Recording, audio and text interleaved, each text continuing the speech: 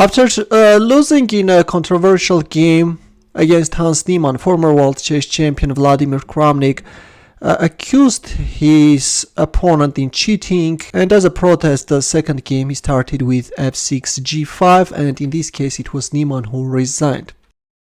Hello chess lovers, Soren here, and in today's video we will take a look at that first game, which was a friendly game played on chess.com with 3 minutes plus 2 seconds increment.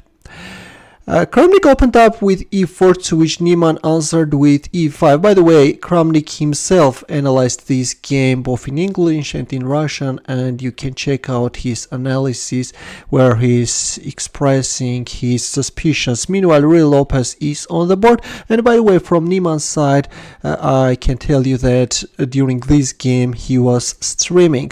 This is going to be my take on this controversial game.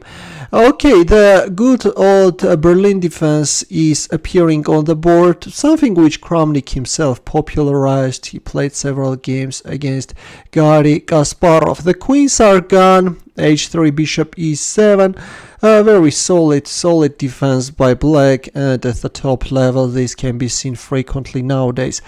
Knight takes h4, bishop takes h4, bishop e3. At the moment nothing special is happening, both players are in their preparations, and so already Kramnik remembered vaguely, and he made knight e2. He remembered that there should be a move like this, and here we have bishop f5 move by Hans Niemann. Knight d4, so the bishop on f5 is now under attack, and according to Kramnik, Niemann here thought for 5 seconds, and Kramnik says that there is no alternative, you should play bishop d7, bishop h7 is just bad, there is no other move, obviously. F5 was played incredibly quickly after, well, basically logical move knight d4. For some reason bishop d7, it took black I think 5 seconds for this move. I don't understand what, there is no other move obviously, yeah, because if bishop goes to another diagonal, then f4 f5 comes and it's just bad, yeah, simply bad, obviously, because if c5 there is knight b5, f5, so I don't, okay, strange, but anyway. But the thing is that there is bishop h7 move. Moreover, in 2020, current world chess champion Ding Liren made bishop h7 move against Sergei Karyakin, and that game, by the way, ended in a draw. Yes, white went for that f4 f5, but yep, black voluntarily allowed that f4 f5. Yep, from a positional point of view, it's not good to allow that. Now we have a buried bishop, but that's what happened. So bishop h7 is something which is possible. It even goes as Engine's first line. Moreover, Ding Liren himself had played. Anyways, bishop d7 is on the board by Niemann, and by the way, I consider it pretty normal to think for, I don't know, for 5 seconds when making this move. f4 is on the board, c5, knight f3, bishop e7. The second bishop was also under attack. At the same time, black is protecting this pawn. Bishop f5, c4, rook d8, b3, b6. Bishop f2. At some point, according to Kramnik, he was intending to make a move like bishop h4. And once again, in here, Kramnik mentions that black thought for like 6 seconds, and we have h4 move. Black himself is occupying that square. Once again, I think that it's pretty normal to spend some time on making these moves. Rook d1, check, king c8. King f1, a5, king e2, king b7, rook d2, and king c6, and this is a move which puzzled Kramnik. He was expecting a4. Honestly, king c6 looks a little bit strange. Yeah, not clear what is black going to do, especially after white's next move. We have king b7. I don't think that he was preparing to play b5. Yeah, we have king c6, king b7, a little bit strange, king e3, and rook h5. Kramnik first says that he was not intending to play knight g5, But then when rook h5 lands, he calls it a strange decision and says that he was not threatening knight g5. But I decided, okay, let me try to prepare something like knight g5, some strange idea. I mean, even though it doesn't give anything, but just at least to do something active. So I played a strange move, king e3. Now, first of all, not playing a4 was the first very big surprise for me. And secondly, now, okay, I would say probably move like king c8 would be logical, very standard move. Hans played rook h5. I fail to understand the sense of this move. I mean, to me, it's pretty clear rook is better on h8 than on h5. So why to play rook h5? I'm not threatening knight g5 in any way, because simply black can whether take on g5, whether play f6. In both situations, the rook is actually totally fine. On h8 is better than on h5. So, I mean, another move which I just didn't get the point. Very, very strange move.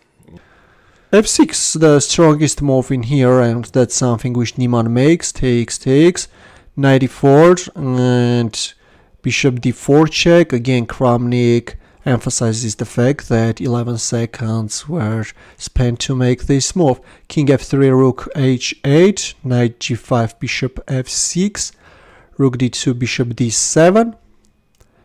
Now black is trying to consolidate his position, activated his rooks. The rook on h5 was standing really awkwardly. Bishop f5, knight f3, bishop c3. And now black bishops are starting to harass white. Yeah, they are really strong. Rook d2, and now we have king b8. Honestly, king b8 again looks very strange. From a human perspective, king b7 looks natural, but with king b8 by Niemann, yeah, this is a move again which puzzled Kramnik. Rook e2, rook d8, rook d2, and at this point black is going for an exchange of rooks, and then the bishops will do their dirty job. White's queen side is really vulnerable. King c8. Again, the 8-second time spent on this move seemed to be strange for Kramnik. Bishop f2, king d7. Knight f3, bishop takes b3. So white decided to give up those pawns to create some counterplay on the queen side, but obviously white can't do anything. And here very quickly, it was in here that bishop c6 took black some time to make, like 22 seconds. Takes. Yeah, and for some reason here 32 seconds were spent by Niemann. 22 seconds on bishop c6, 32 seconds on g takes f6. I'm not sure, guys, maybe Niemann was checking comments or what during a stream. Let us know if you know, please. But anyways, yeah, when coming back to the position, we have a lost game by white. Bishop e4 check is really nice. You can't take it because this pawn will be unstoppable. King c3, c6, g5 takes, and now black king is coming to neutralize this pawn. And with his powerful queenside pawns, black is easily winning. Kramnik resigned. Okay, to be honest, I'm not that impressed by the way Kramnik played, guys. Really, not a game by a former world chess champion, definitely.